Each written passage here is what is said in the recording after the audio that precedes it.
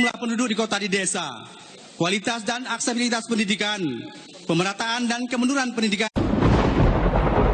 tata kelola pemerintahan yang bebas KKN, baik good government dan clean government, pengangguran dan ketenagakerjaan, peningkatan ekonomi pertanian dan pertanian, kerentanan perdamaian Aceh pasca MOU Helsinki dan Undang-Undang Dasar Pemerintah Aceh Nomor 11 Tahun 2006, penanggulangan penduduk miskin dan darurat narkoba, psikotropika dan zat aditif.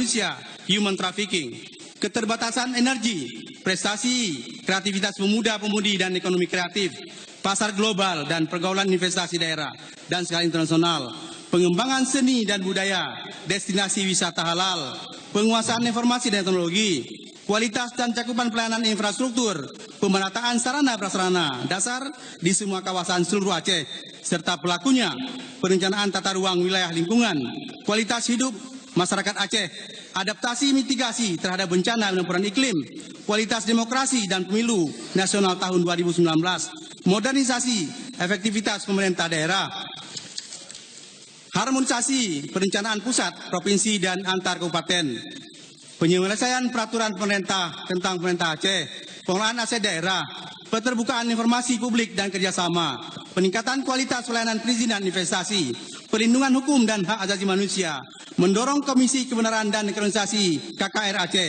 penanganan ketertiban ketentraman masyarakat, penyelenggaraan kegiatan secara nasional serta menggagas penyelenggara Pekan Olahraga Nasional, Jamboree Pramuka, Temu Relawan Indonesia, Expo Marine Internasional, Temu Tani Indonesia Aceh serta event nasional lainnya. Dari isu di atas dapat kami simpulkan ada 8 agenda. Memajukan daerah dan meningkatkan kesejahteraan masyarakat, meningkatkan pelayanan kepada masyarakat, menyelesaikan persoalan daerah, memperkokoh negara kesatuan Republik Indonesia, penanganan masalah narkoba, perlindungan anak, pendampingan perempuan serta pembinaan semua kelompok masyarakat, memajukan seni budaya daerah, olahraga, memberikan peran ulama sejajar dengan peran profesional lainnya.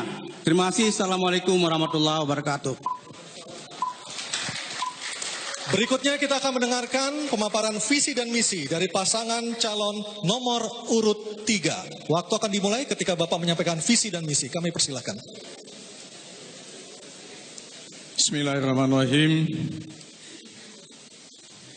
Assalamualaikum warahmatullahi wabarakatuh.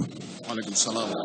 Masyarakat muslimin, hadirin yang berbahagia, khususnya guru-guru kamu, para alim ulama, tokoh masyarakat, anak muda, ibu-ibu yang berbahagia. Hari ini kita melanjutkan debat kandidat ketiga atau yang terakhir. Kita bersyukur bahwa kesempatan ini kita berbicara tentang sebuah tema yang sangat-sangat penting dalam rangka membuat pemerintahan di Aceh ini bisa berjalan sukses melaksanakan program-programnya. Mewujudkan birokrasi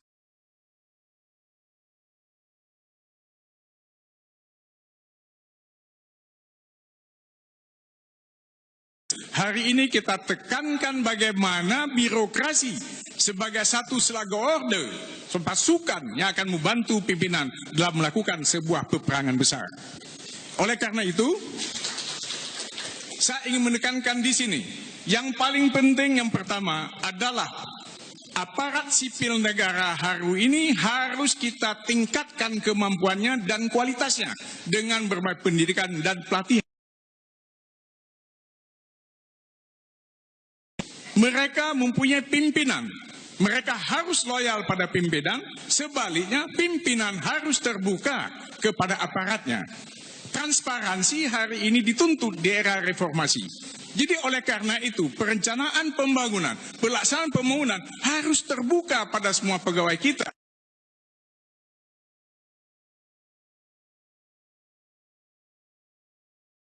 Tidak tahu apa yang mau dituju. Itu yang pertama. Yang kedua, harus ada sebuah planning yang matang. Kita tahu manajemen yang paling penting pertama adalah planning.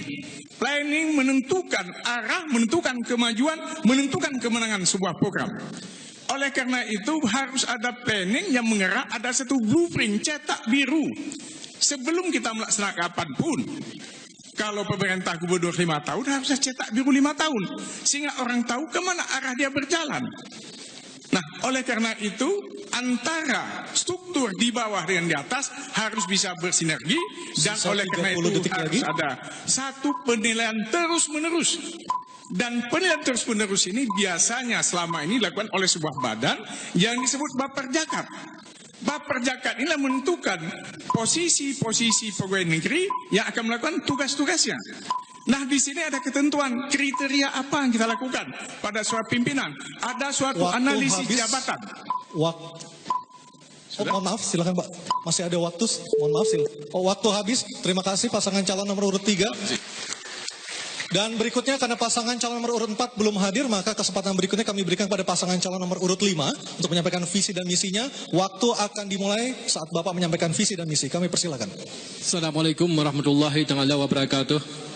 Alhamdulillahirabbil alamin wassalatu wassalamu ala asrofil anbiya wal mursalin wa ala alihi washabihi ajmain. Para hadirin dan seluruh rakyat Aceh yang kami cintai dimanapun berada. Pada debat sesi terakhir ini, izinkan kami menyampaikan kondisi Aceh di bidang pembangunan selama ini. Di bidang ekonomi, laju pertumbuhan ekonomi masih rendah, yaitu rata-rata di bawah 5%, atau di bawah pertumbuhan ekonomi nasional. Angka pengangguran relatif tinggi akibat terbatasannya lapangan kerja yang tersedia.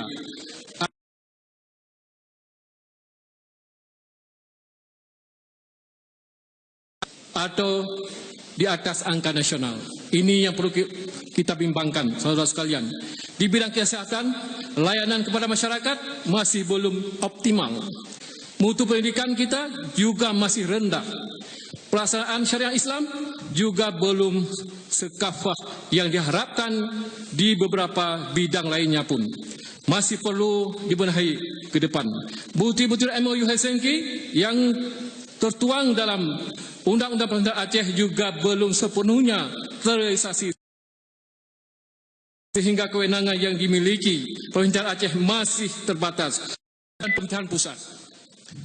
Bermartabat bermakna bahwa rakyat Aceh mampu menjaga identitas keacehan dan bebas dalam menentukan sikap.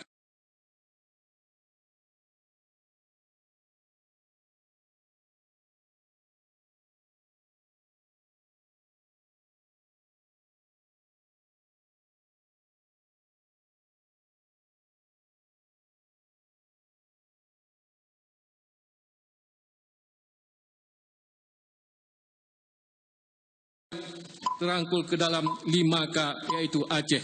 Satu, keamanan berdasarkan Ahlussunnah wal Jamaah bermazhab Imam Syafi'i. Kewenangan berdasarkan dalam mengelola self government. Yang ketiga, lokal, mulai dari Aceh Sejahtera, Aceh Siat, Aceh Carong, Aceh Energi, Aceh Melaut dan Mego, Aceh Tro, Aceh Kreatif, Aceh Kaya, Aceh Pemulia, Aceh Damai, Aceh Mengadap, Aceh Tega, Aceh Green, Aceh Senia, dan Aceh Semegat. 15 program unggulan ini tidak bisa kita wujudkan tanpa pemerintahan yang bersih dan melayani sesuai